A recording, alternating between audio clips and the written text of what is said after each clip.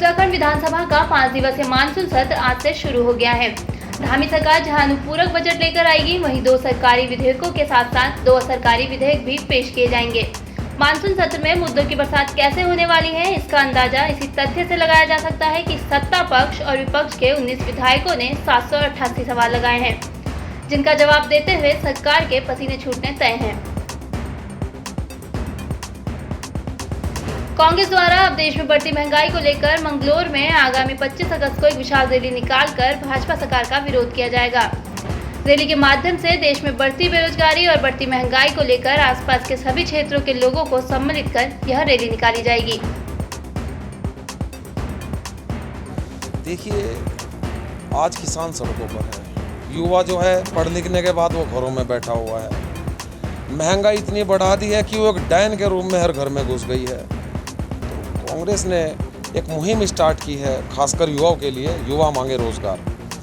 इस मुहिम को जो है आने वाली 25 तारीख को हम मंगलोर कस्बे से स्टार्ट कर रहे हैं और इसको जो है गांव-गांव तक लेकर जाया जाएगा और इनसे पूछा भी जाएगा, खासकर जो ये एक वर्ग है, जो भाजपा का वर्ग है, इसने क्या सोचकर इन लोगों को वोट देकर इतनी हाय तौबा मोदी मोदी मचाई कि आज इसका जिम्मेदार कौन है। हरिद्वार के प्रसिद्ध उद्योगपति आयुर्वेदिक दवाइयों के निर्माता को हथियारबंद बदमाशों द्वारा धमकाया गया। आयुर्वेदिक दवाओं के कारोबारी तोष कुमार जैन द्वारा प्रेस वार्ता कर इसकी जानकारी दी गई। परिवार के बच्चों का किसी एक का विकेट गिरा दूंगा।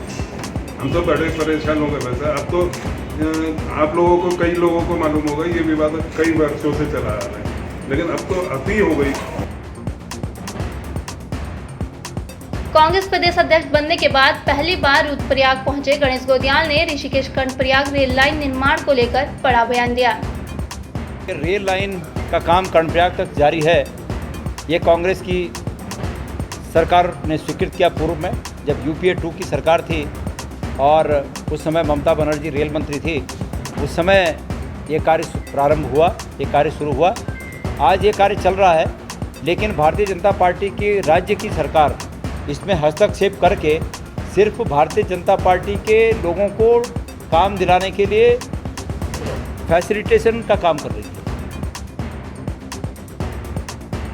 राजधानी देहरादून में आज वृहद टीकाकरण कार्यक्रम की शुरुआत हो रही है। इस मौके पर स्वास्थ्य मंत्री डॉक्टर धन सिंह रावत, केंद्रीय रक्षा मंत्री अजय भट्ट और मुख्यमंत्री पुष्कर सिंह धामी की उपस्थिति में कार्यक्रम की शुरुआत हुई। उत्तराखंड के लोगों के स्वास्थ्य के बिल्कुल 100% चिंता कर रही है। अभी तक 78 लाख से ज़्यादा वैक्सीन लग चुके हैं और देश में सर्वाधिक वैक्सीन लगाने वाले 3 राज्यों में उत्तराखंड भी जो है एक राज्य है।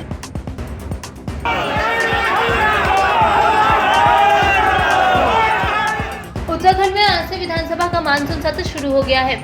ऐसे में आज अपनी विभिन्न मांगों को लेकर यूकेडी के कार्यकर्ताओं ने विधानसभा कूच किया। इस दौरान घेराव करने पहुंचे प्रदर्शनकारियों को पुलिस ने रिस्पना पुल के पास लगे बैरिकेडिंग पर रोक लिया, जहां प्रदर्शनकारियों और पुलिस में काफी नोकझोंक हुई।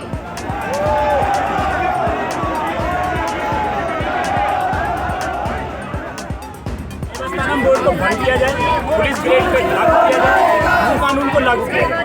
अगर ये बातें नहीं मानेगा, हर बात में जिसको लेकर के सरकार कमेटी बनाने की बात करती है, उपनल को लेकर कमेटी बनाने की बात करती है, कानून को लेकर कमेटी बनाने की बात करती है, बात देवस्थानम बोर्ड को भंग करने की बात करते हैं तो कमेटी बनाने की बात करती है। हमारा ये कहना है कि इस बार कमेटी राज और नहीं चलने वाला, ये चला चली की महिला है। हम लोग और झांसे में नहीं आने वाले, उत्तराखंड के लोग और बुलावे में नहीं आने वाले। इस बार ठान लिया है कि इस बार या तो आप ये सारी चीज़ें ओके करो जो आपने वादे किए हैं, जो आपने झूठे वादे किए।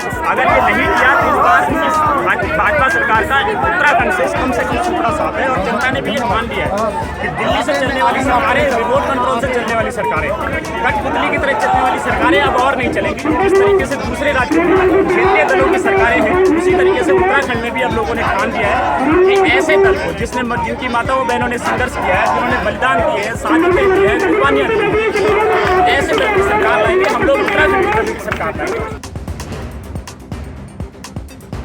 भगवानपुर के सिकरोड़ा गांव में ग्राम प्रधान व ग्राम विकास अधिकारी पर ग्रामीणों ने मकानों को लेकर घोटाले का आरोप लगाया है। ग्रामीणों की मांग है कि इस मामले की जिला स्तर से जांच होनी चाहिए। सबसे बड़ा मामला तो है कि इस सूची जो बनाई गई है, इसमें सरासर बिल्कुल फर्जीवाड़ा है। जिनके आवाज़, जिनके 3-3 मंजिला मकान है, 5-5 कमरे हैं, ट्रैक्टर ट्राली ऐसी लगी हुई है, टाइल लगी हुई घर में, उनके तो पैसे लेके आवास में नाम चढ़ा दिया गया। और जो बिल्कुल झोपड़ी वाले हैं, कच्चे मकान जो अभी बरसात में डूबे पड़े हैं, उनका कहीं भी नाम नहीं है। और उसकी वजह से मैंने शिकायत DPRO के यहाँ भी, SDM के यहाँ भी, DM के यहाँ भी, खंड विकास अधिकारी के यहाँ, मैंने हर जगह शिकायत करी, लेकिन उस पर ना तो कोई कार्रवाई की जा रही और ना कोई जवाब दिया जा रहा उसकी शिकायत मैं वर्षों से करता चला रहा हूँ। जब से आवास का मामला छिड़ा था, मैं जब से शिकायत करता चला रहा हूँ, उनका सब मेरे पास कागजात प्रूफ है, सब ये मैं जब से शिकायत करता चला रहा हूँ। लेकिन जो ग्राम विकास अधिकारी है वो फिर अब भी 4 बस्ता जाने के बाद भी सेक्रेटरी उसके प्रधान के पास ही जाकर बैठता है, हालांकि उनको पंचायती घर में बैठना चाहिए कि सबकी समस्या सुने। मसूरी में आम आदमी पार्टी के कार्यकर्ताओं को सरकारी संपत्ति पर पोस्टर लगाना महंगा पड़ गया। मसूरी नगर पालिका परिषद द्वारा मसूरी कोतवाली में सरकारी संपत्ति पर पोस्टर लगाने वालों के खिलाफ शिकायत दर्ज की गई। इस पर पुलिस द्वारा तत्काल कार्रवाई करते हुए सार्वजनिक स्थानों पर पोस्टर लगाने वाले 3 लोगों को गिरफ्तार किया है। ऐसे ही हमारे शीर्ष नेता माननीय अरविंद केजरीवाल जी ने उत्तराखंड की जनता जनार्दन की राय के बाद कर्नल कोठियाल जी को आने वाले विधानसभा चुनाव में आम आदमी पार्टी का मुख्यमंत्री चेहरा घोषित किया। ऐसे ही भारतीय जनता पार्टी और सरकार पूरी तरह से बौखला गई है, उनमें बेचैनी है। आपने देखा होगा कुछ जैसी बौखलाहट और उसी बेचैनी का नतीजा है कि आज भारतीय जनता पार्टी की सरकार इस निम्न स्तर पर उतर आई है कि जो हमने पोस्टर और बैनर लगाए हैं उनको उतार रही है और उनको लगाने वाले जो कार्यकर्ता हैं, जो लोग हैं, उन पर भी मुकदमा कर रही है। और मैंने कोतवाली से पता किया, कोतवाली को पता नहीं है कि कैसे हुआ, उन्होंने हमें FIR नहीं दी। उत्तराखंड विधानसभा के मानसून सत्र के पहले दिन सदन में मात्र शोक प्रस्ताव ही लाया गया और सभी दिवंगत नेताओं को श्रद्धांजलि दी गई। वहीं इस अवसर पर विधानसभा में नेता प्रतिपक्ष प्रीतम सिंह ने मानसून सत्र को लेकर अपनी प्रतिक्रिया दी है।